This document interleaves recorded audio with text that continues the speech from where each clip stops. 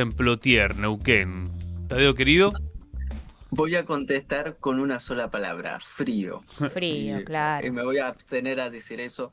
Creo que se está sintiendo más el frío que lo que tuvimos a la primera helada de invierno, que tuvimos -6, -8 grados. Ahora tenemos 0, -1, -2, pero con ya varias semanas con una gran humedad y un vientito cordillerano que hace que, bueno, se helen los huesos. Hay que abrigarse. Sí. Tadeo, ¿vamos a viajar para el sudeste asiático?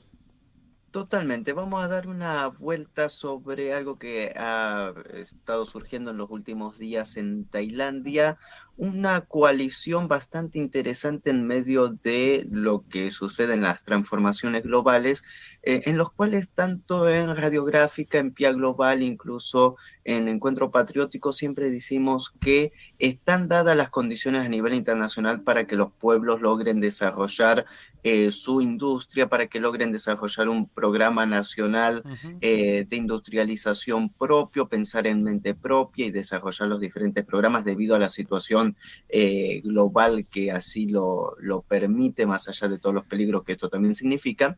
¿Y qué sucedió en Tailandia en los últimos días? Fue algo bastante interesante, un proyecto nacional que tiene repercusión regional que se llama el Siam Sílica.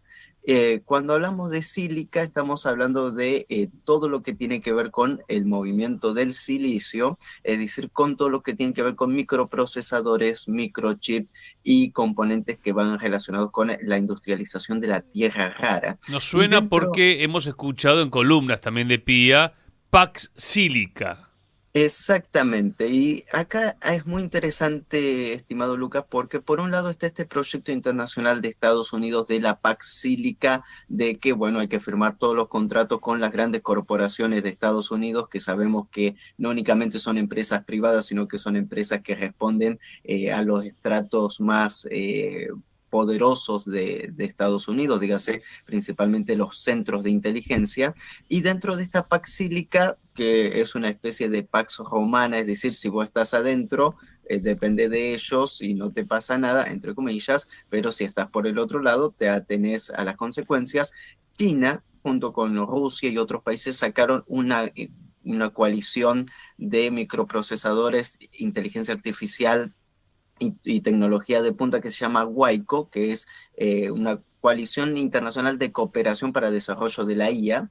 Entonces, por un lado tenemos Paxílica, por el otro lado tenemos WICO, dirigido por los chinos, y el sudeste asiático, que siempre navega entre las dos aguas, manteniendo relaciones estrechas con China porque es parte de la misma vecindad y a la misma vez condicionada muy económicamente y financieramente por Estados Unidos, decidió ir por una tercera vía de desarrollo nacional propio, de La tercera desarrollo, posición. una tercera posición, justo con los países que, por cierto, dieron aquel el deseo de Perón y lo que él había diseñado, que no lo llegó a firmar, que eran los países no alineados. Bueno, justamente Indonesia, que es uno de estos países presente en la región, que mantiene una gran industria también de semiconductores, incipiente, vamos a decirlo, y que no es con los tamaños de la industria tanto de China, Taiwán o Estados Unidos, pero que tienen una presencia muy importante en la región. Son parte de este proyecto que comienza en Tailandia, porque Tailandia trata de capitalizar todos los apoyos regionales, y que se habla que tanto Indonesia como Singapur tendrían una presencia importante en esta coalición, la cual no trata de competir con China ni con Estados Unidos, sino que proveer 10 conceptos diferentes respecto al desarrollo de los microprocesadores, muy atado a tecnología europea, pero que esto es un punto muy interesante porque da una alternativa de que cuando hay proyectos propios y de que no quieran quedar atados a la dependencia de alguna de las superpotencias, el tiempo actual, en medio de lo que describimos junto con Fernando Esteche, que es este claro oscuro, permite pegar estos saltos tecnológicos limitados y con todas las consecuencias, incluso a contratiempo, digamos, porque estamos llegando un poquito tarde si queremos desarrollar desde cero algo, pero el momento para el impulso es exactamente ahora. Es ahora o nunca. Totalmente. Pero Y bueno, hay después un... diríamos como para, no sé, no sentirnos tan mal y Sí, algo de angustiados, optimismo. es que nunca es tarde como para imprimir un proyecto, ¿no? Claro, para Llevar empezar. adelante Ujú. un proyecto nacionalista. A ver, si tendríamos que explicarlo a grosso modo, eh, tierras raras tenemos acá en la Argentina y en América Latina hay un montón. Después está todo un proceso de hacer los semiconductores, los microchips, que es muy complejo y que tiene muchos eslabones, y que lo que está diciendo Tailandia es, nosotros siempre armábamos las cajitas y ahora queremos armar los microchips, por lo menos de Total, acá a un par de años. totalmente y especificado para alguna industria precisa, es decir, no vamos a competir con la nanotecnología que ya China es puntera, sino que Claro. vamos a estar complementando algunos nichos del mercado que ellos ven muy potenciales junto con la cooperación de los restos de los países y siguiendo siempre una política muy alineada al de la coalición de la ASEAN, casi de alineamiento múltiple, vamos a decirlo, que no es que no estamos con esto o con aquel, sino que estamos con todos los que quieran hacer negocio. Y cuando se habla de este Siam Sílica, es que justamente los 5 de los países de la ASEAN son gran productores de silicio: Indonesia, Malasia, Vietnam, Tailandia y también Claro.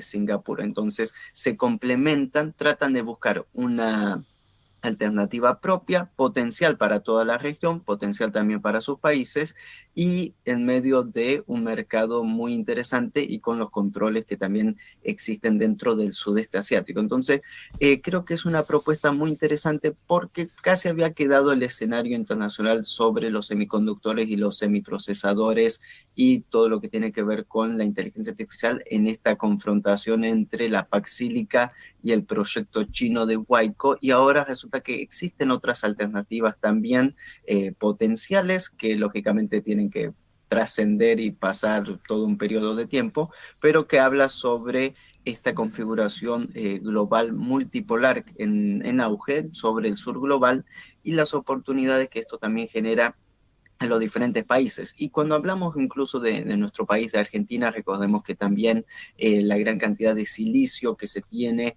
y que se obtiene también en la ribera del río Paraná, también que contamos con tecnología de punta que podría estar siendo rematada en estos momentos, por cierto, tanto con nuestra industria nuclear como también con todos los desarrollos Claro, del acá tenemos INVAP. a los científicos haciendo una campaña mañana en el obelisco, ponete la camiseta en defensa de la ciencia, estamos por el piso, ¿no? Con mucha capacidad, con mucha materia gris, pero sin proyecto nacional.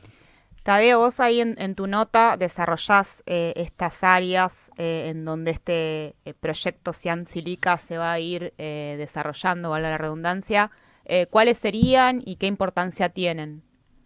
Bien, como lo estábamos diciendo a grandes rasgos, estamos hablando que son proyectos de cooperación principalmente intranacionales, teniendo estos tres países en la vanguardia: Indonesia, Singapur y Tailandia, Sí. y que tiene que ver con un punto neurálgico que son diferentes conceptos de los desarrollos puntuales de la tecnología, los cuales son objetivos que se pueden alcanzar. No se propusieron en este caso objetivos a largo plazo en los cuales podrían llegar tarde con grandes inversiones que después resultarían fuera de la capacidad y el avance tecnológico, sino que se propusieron avances reales, tangibles, que se pueden obtener en corto y mediano plazo y que esto a la misma vez podría significar una alternativa en el mercado, teniendo en cuenta que gran parte de los procesos industriales sobre todos estos componentes que van a realizar son a base de industria, vamos a decirlo, de la maquinaria que se tiene en Países Bajos, que es uno de los principales respecto a los componentes chips. Entonces van Ujú. hacia ese punto para avanzar en todos estos desarrollos, los cuales, bueno, también creo que es algo sumamente llamativo respecto a cómo se la ingeniaron para pensar un nicho de mercado que sea Claro. efectivo y a la misma vez potencial. Por ejemplo, van a formar 3.000 profesionales, científicos, ingenieros, altamente calificados para todo esto. Es un Sí. proyecto nacional no distinto de lo que ya se hizo en la República Argentina, por ejemplo, cuando se desarrolló la energía nuclear con el gobierno de Perón, y es algo que hasta ahora perduró, pero estamos en riesgo de desaparición de todo ese entramado. Che, hay que decir que cuando uno ve la disputa de la inteligencia artificial, el desarrollo, bueno, de esta revolución tecnológica, lo que plantea Estados Unidos, por ejemplo, en nuestro país es dominar todas las cadenas de suministro.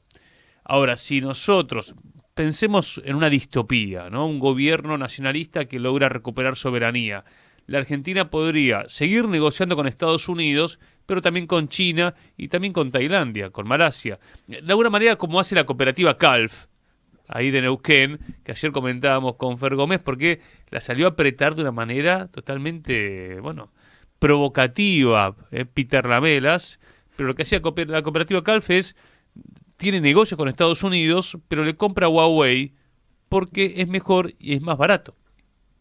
Totalmente. Y acá estamos hablando hasta qué punto la injerencia de Estados Unidos en realidad lo que está logrando es que no brote un pasto y cualquier cosa que ellos vean como una supuesta amenaza, que en realidad es un desarrollo que podría ser potencial para alguna industria o alguna capacidad de administración local, lógicamente es pisado y aplastado con todos sus poderes. Pero esto también habla de una desesperación, porque al no poder competir directamente con China, han trasladado también esta guerra a nivel global de persecución de capitales, y acá hay varios enfrentamientos que trascienden lógicamente la situación local en Argentina, y que también habla de que cuando Donald Trump dice mi amigo Xi Jinping y estamos todo bien y todos somos amigos y que esto y lo otro, bueno, hay un gran abismo con la realidad práctica que se está experimentando a lo largo de toda nuestra América sobre esta presencia cada vez más fuerte de los Estados Unidos, y que se tengan que enfocar como enemigo la cooperativa CALF de Neuquén por parte de la Embajada de Estados Unidos, me parece que es un gran desatino, más allá de una flagrante injerencia en los asuntos ya ni siquiera del país, lo cual ya es un abuso total, sino que estamos hablando de una cooperativa local que puede tomar sus propias decisiones de negocio, como cualquier empresa en el país puede tomar, mientras respete la ley, todos los mecanismos que crean convenientes para su compañía. ¿Vos tenés el internet de Calf?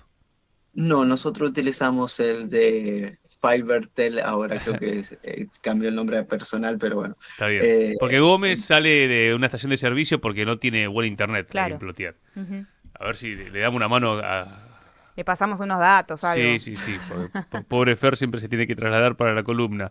Che, en el capítulo 15 de este libro, Los monstruos del claroscuro, ¿bien? Que lo pueden comprar aquí en Radiográfica. Sí, aprovechen. La gente que esté en otro país no lo compra en Radiográfica porque lo tiene que venir a buscar, a menos que quiera viajar.